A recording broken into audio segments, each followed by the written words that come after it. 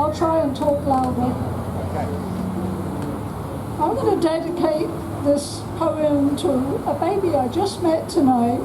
His name is Declan. And he's just delightful. He's an up-and-coming musician. It's called The Environment. I find I write more poems on our environment. I want to tell our grandchildren about how the world was before science took a hand and greed took over the land and the tides and the heavens and the disaster we have left behind in modern times. There used to be fields filled with insects and small animals. There used to be wildflowers and weeds and lots of seeds. The lark would sing its beautiful song as it rose higher and higher into a clear blue sky. The fox would sleep in its lair, and in America the buffalo would roam, and the deer's world was the forest where hydrangeas bloomed. The streams raced down to their place in the river, the water crystal clear, and rocks and pebbles gleamed sunlight, making everything bright. Fish swam in them and tadpoles.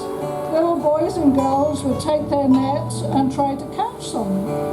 Butterflies would flit from flower to flower, no competition for the bees gathering honey pollen.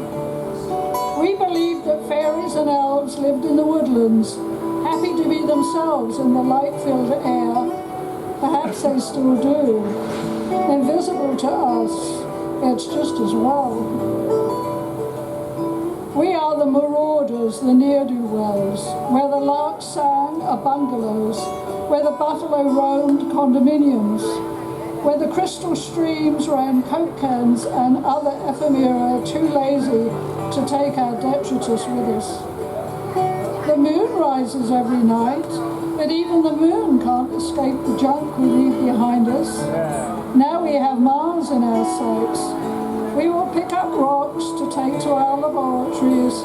To what end, I ask?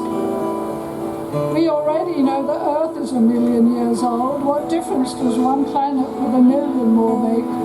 Perhaps we should be wondering what follies early Martians caused to leave such blight.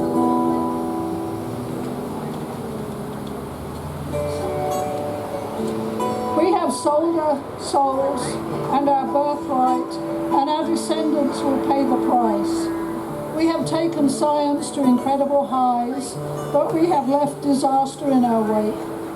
Space junk fills our skies, endangering newer satellites whose useful life will end. But never fear, the engineers are creating mobile droids with arms to take the junk away. They have no way of disposing of it, never mind. They plan to drop it in the deep blue ocean. Every whale and living thing will have to learn to duck, out of mind and out of sight. Perhaps the Navy will put up some kind of fight. I have always believed in reincarnation, but I'm not sure I want to come back and see the devastation. We would do well to remember a story from the beginning of time. Adam and Eve lived in paradise. They could not resist the apple. They ended up in a desert. It's a lesson we should all learn before our children are undone. And I hope we all think about Declan over here. He is inheriting our earth.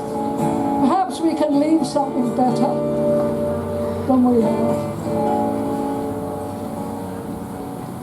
I just have a couple of little things here.